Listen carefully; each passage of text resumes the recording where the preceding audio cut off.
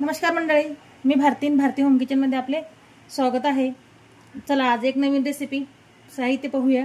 पटकन वेळ न घालवता आपण पटापट रेसिपीला सुरुवात करणार। शेपूची भाजी आहे, निवडून स्वच्छ करून स्वच्छ धुवून चिरून घेतलेली आहे, बघू शकता आपण।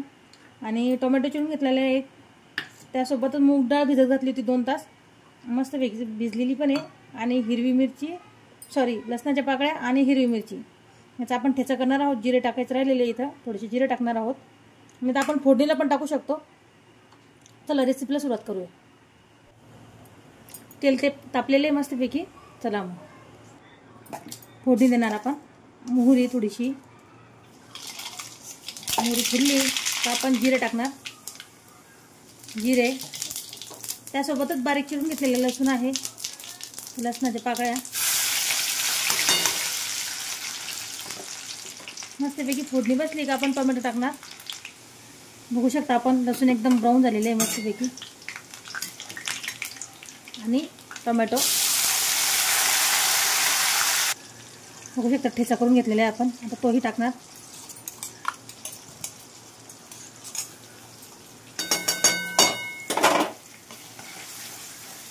त्यासोबतच मीठ टाकणार, मीठ चवीसाठी।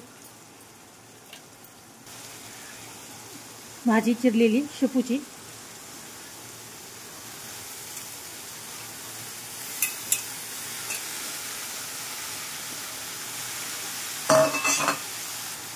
मस्त फ्राय करणार।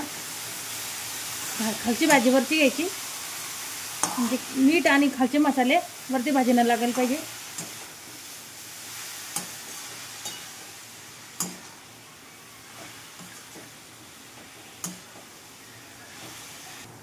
त्यासोबतच मुगाची डाळ भिजलेली ते टाकून घेणार। आणि बघू शकता आपण भाजीला अंगचेच पाणी सुटलेले आहे।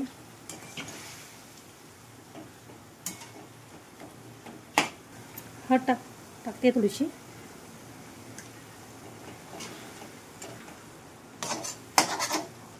त्यासोबतच शेंगदाण्याचं कूट टाकणार आहे, 2 ते 3 चमचे, छान लागतो।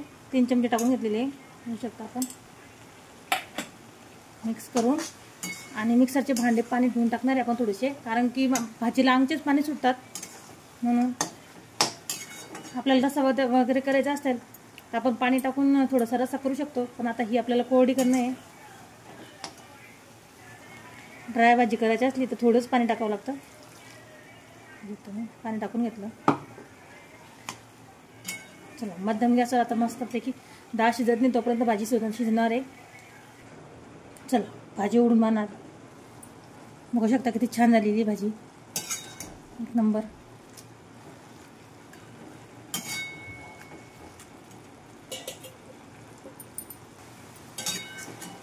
मस्त डाळ पण शिजलेली आहे आणि भाजी पण शिजलेली आहे। मग डाळ दाखवते मी,